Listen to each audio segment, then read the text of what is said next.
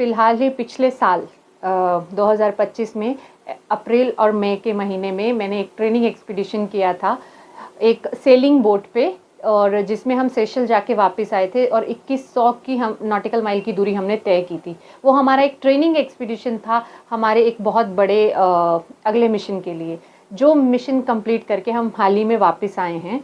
और ये हमारा मिशन का नाम है समुद्र प्रदक्षिणा, जिसमें कि एक ट्राई सर्विसेज की टीम, यानी कि भारतीय आर्मी, नेवी और एयरफोर्स की तीनों सेनाओं की महिला अधिकारियों को एकत्रित करके एक टीम बनाई गई है 9 अफसरों की, जिसमें से 5 जो थे वो इस एक्सपीडिशन का परमानेंट मेंबर थे, और जो 4 थे वो रोटेशनल ग्रुप कह सकते हैं आप, और सपोर्ट स्टाफ भी थे। ये यात्रा जो हमने 11 सितंबर 2025 में शुरू की थी मुंबई से, और ये हमने पूरी अपनी ग्लोब का जो चक्कर लगा के वापस 22 मई 2026 में, यानी कि 314 दिन बाद कंप्लीट की। इसका जो शुभारंभ या फ्लैग ऑफ हम कहते हैं माननीय श्री रक्षा मंत्री जी ने किया था, और हमारा वापस आने पे भी उन्होंने हौसला बढ़ाई करते हुए इसका फ्लैगिंग किया। ये यात्रा जो हमारी थी, इसको हम बोलते हैं सर्कम नेविगेशन, जो एक 50 फीट की यानी कि 15 मीटर की बोट पे हमने तय की, जो सेलिंग बोट है जो हवा से चलती है। और ये हमने शुरू किया था मुंबई से, और हमारा पहला पोर्ट जो टच करना था वो ऑस्ट्रेलिया था। ऑस्ट्रेलिया से फिर हम न्यूजीलैंड पहुँचे, न्यूजीलैंड से हम पहुँचे अर्जेंटीना, अर्जेंटीना से केप टाउन, और फिर हम भारत में वापस मुंबई आए। इस यात्रा के दौरान हमने सारे 4 महासागरों को टच किया, इंडियन ओशन या हिंद महासागर, प्रशांत महासागर और अटलांटिक महासागर, और उसके साथ साथ हमने सदर्न महासागर को भी टच किया, जिसमें अंटार्कटिका का भी टिप आ जाता है। और इस सर्कम नेविगेशन के दौरान हमने सारी लॉन्जिट्यूड, जो हमारी ग्लोब की लॉन्जिट्यूड होता है उसको कवर किया। हमारी जो भूमध्य रेखा है, जिसको हम इक्वेटर बोलते हैं, उसको हमने 2 बार क्रॉस किया, और जो मेन था कि हमें एक ही दिशा में चलना था, तो हमने ऑस्ट्रेलिया से लेके सीधा एक पूरा चक्कर मार के वापस आए। और इसके साथ 3 बहुत बड़े केप हैं जो दुनिया के, Cape Horn, Cape of Good Hope and Cape Leeuwin, इन तीनों को भी कवर किया। केप हॉर्न को बोला जाता है माउंट एवरेस्ट, माना जाता है कि जिसने माउंट एवरेस्ट को चढ़ाई कर ली, और इधर सेलर जो कि केप हॉर्न को क्रॉस कर लेता है, उनकी उपलब्धियां बराबर हैं। तो हम उस एक स्पेशल, जो दुनिया में एक क्लब है केप हॉर्नर क्लब बोलते हैं हम उसमें भी शामिल हो गए हैं। तो ये हमारी बेसिक जर्नी थी। इसके दौरान हमने आप कह लीजिए कि बहुत कुछ सीखा, बहुत कुछ जाना, और बहुत कठिनाइयों का सामना किया। हवाएं और जो प्रकृति थी, समुद्र था, वो हमारे साथ नहीं था, वो हमारे खिलाफ था। ये जो बोट है वो हवा से चल रही है, तो जिधर से हवा आएगी हमें उस डायरेक्शन में नहीं जा सकते, तो हमें उल्टा जाना पड़ रहा है। तो जो सीधा रास्ता, हम सीधे रास्ते नहीं गए, हम कभी दाएं कभी बाएं घूम घूम के जहाँ पे हमें हवाएं लेके गई। और हमने बहुत सारे आप कह लीजिए तूफानों का भी सामना किया, जिसमें जो हवा है वो 60 नॉट्स से भी ऊपर गई, जो शायद धरती पे हम उसको साइक्लोन का नाम भी दे सकते हैं। उतनी तेज हवाओं का भी हमने सामना किया। उसमें हमारी जिप, जो सेल होती है, जो एक कपड़ा होता है, पर्दा आप बोल सकते हैं, जिसके सहारे वो विंड को खींच के चलती है, वो फट गया। उसको वो उस टाइम हम जो कह रहे हैं कि एक बहुत ही भयानक जो सिचुएशन हमारे सामने आ गई थी, हमें समझ नहीं आ रहा था कि हम उसको क्या करें। हम आगे उसको बंद करने के लिए गए, वो फट गया, लेकिन हमने उस समय भी धैर्य से काम लेके उस पर कैसे काबू किया, उसको नीचे किया, और अपनी जर्नी में आगे बढ़ते रहे। और एक और चीज़ मैं बताना चाहूँगी कि ये बोट हमारी 24 घंटे चलती थी, 24/7, जब तक कि हम अगले अपने मुकाम तक नहीं पहुँच जाते हैं।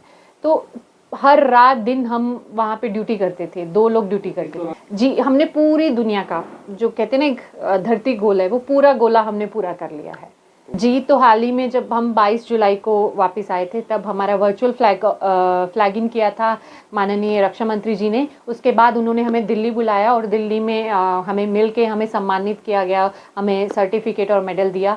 और उसके बाद माननीय राष्ट्रपति जी द्रौपदी मुर्मू ने भी हमें बुलाया, और हमारी बहुत सराहना की उन्होंने, हमें और हमारा प्रोत्साहन बढ़ाया, और बोला कि हमने जो किया है वो देश की बाकी सब युवा लड़कियों के लिए भी एक प्रेरणा का स्रोत होगा। और उन्होंने ये बोला कि जो हम नारी शक्ति का नारा लगाते हैं, ये नारी शक्ति को हमने एक कहते कि सुदृढ़ तरह से प्रूव करके दिखाया कि हाँ, नारी में सच में शक्ति है। मैंने भी किसी को इंस्पिरेशन लिया था। जैसे कल्पना चावला जी, जब मैं छोटी बच्ची थी, कल्पना चावला जी बहुत फेमस हुई थी कि वो स्पेस में गई, तो वो हमारे हरियाणा से ही थी। तो वो एक मेरे लिए प्रेरणा का स्रोत था कुछ करने के लिए, पर मैंने ये नहीं सोचा था कि मैं क्या करूँगी। पर आज मैं इस छोटे से गांव से निकल के फ़ौज में भर्ती हुई, उसके बाद मैंने ये एडवेंचर एक्टिविटी की, जिसमें मैं कह रही हूँ कि पूरी जान का खतरा था, सब तरह का हमने डेंजर्स अपने साथ लेके चला, हमारे साथ में कोई नहीं था।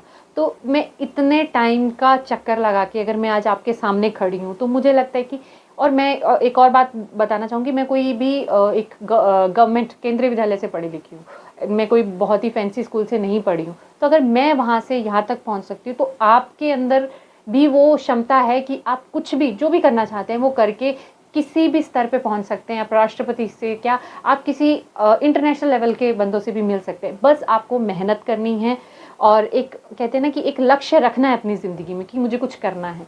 अगर आप उसको फॉलो करेंगे तो आप बहुत कुछ आगे कर सकते हैं। इसका श्रेय मतलब सबको जाता है, सबसे पहले भगवान जिसने मुझे इतनी हिम्मत दी और वो हमारे थ्रू आउट साथ में थे, और माता पिता बिल्कुल, जिन्होंने, माता पिता, मेरा भाई, एंड जिन्होंने एक वो कहते हैं ना कि कंटिन्यूसली एक मोटिवेशन देते रहते कि कोई बात नहीं बेटा, तू कर, हम तुम्हारे साथ हैं। और एक बात और इसमें ऐड करना चाहूँगी कि मेरी शादी हाल ही में 17 अगस्त 2025 को हुई थी, और मैं विद इन कह लीजिए 20 दिन, 11 सितंबर को मैं इस जर्नी के लिए रवाना हो गई। तो मेरी नई फैमिली को भी क्रेडिट जाता है कि उन्होंने इतने कम समय में मुझे अपनी फैमिली में एक्सेप्ट करके और मुझे जाने दिया। और अगर कहते हैं ना, फैमिली ने हर समय पे मेरी पढ़ाई से लेके मेरे को आर्मी में जाने के लिए वहाँ पे, अगर ये कहीं किसी भी मोमेंट में मेरे से वो कहते कि नहीं बेटा ये नहीं करना है, तो शायद मैं ये नहीं कर पाती। और स्पेशल मैं जो क्रेडिट देना चाहूँगी मेरे उस्ताद्स को, जिन्होंने हमें ये ट्रेनिंग कराई थी, जिन्होंने हमें ये सिखाया था, मेरे इंस्ट्रक्टर जो फ़ौजी ही हैं, और उनमें से मेरे एक इंस्ट्रक्टर हरियाणा से भी थे। सो उनकी वजह से भी हमारे अंदर वो कह लीजिए कि एक जज्बा आया, उन्होंने हमें इतना लायक बनाया कि हम ये काम करके आ सकें। मेरा अभी फ़िलहाल का लक्ष्य ये है कि अगर मुझे दोबारा अपॉर्चुनिटी मिलेगी ऐसा कुछ या इससे भी कुछ बड़ा करने का, तो मैं अपने आप को हमेशा उस चीज़ के लिए तैयार रखूँगी। और मैं चाहती हूँ कि जो लोकल एरिया है, यानी सिरसा से मान लो या ऐसे जगह से, मैं किसी एक भी बच्चे को ऐसी जर्नी के लिए, समुद्री रास्ते से नहीं, कोई भी जर्नी के लिए अगर प्रेरित कर पाऊँ, तो वो मेरी सबसे बड़ी सक्सेस होगी कि मैंने किसी को किसी ना किसी तरह से हेल्प किया, इंस्पायर किया, और वो बच्चे ने कुछ अच्छा किया। देखो जी, मेरी बेटी मेजर करमजीत कौर को जो भारतीय सेना ने एक उपलब्धि हासिल करने के लिए सिलेक्ट किया था, करमजीत कौर की सारी टीम भारतीय स्थल सेना, वायु सेना और जल सेना की तीनों त्रिवेणी टीम ने एक ऐसा इतिहास भारत के लिए रचा है, बहुत बड़ा काम किया है इन्होंने, कि भारतीय ये त्रिवेणी टीम थी, इसने समुद्र के रास्ते, समुद्र की प्रदर्शना करते हुए पूरे वर्ल्ड का जो समुद्र है उसके चारों दिशाओं में ये अपनी त्रिवेणी टीम फतेह करके आई है। और एक छोटी सी नाव है इनकी, जिस पे बहुत कम प्रबंध हैं, ना तो इलेक्ट्रिक सिस्टम है, ना ही इसमें मशीनरी सिस्टम है, कोई इंजन वगैरह नहीं है, केवल हवा की लहरों से ही पावर बना के जो त्रिवेणी नाव थी, बोट थी, उसको उसके लहरों के सहारे से, हवा के सहारे से पूरे समुद्र की लहरों को चीरते हुए इन्होंने एक इतिहास रचा है। भारत के लिए, हरियाणा के लिए और सिरसा के लिए गर्व की बात है, और पूरे संसार में एक नाम करना भारतीय सेना का और त्रिवेणी टीम ने नाम किया है। और एक संघर्षपूर्ण कार्य करके इन्होंने जो वर्ल्ड रिकॉर्ड बनाते हुए फतेह की है, समुद्र प्रदर्शना अभियान था जो इन्होंने उसको पूरा किया है।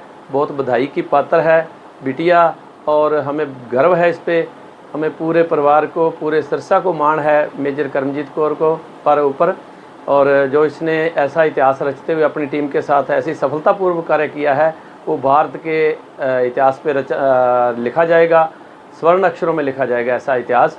और हमें सारे इलाके को, कंगनपुर, सिरसा, हरियाणा और पूरे भारत को इस बेटी पे गर्व है।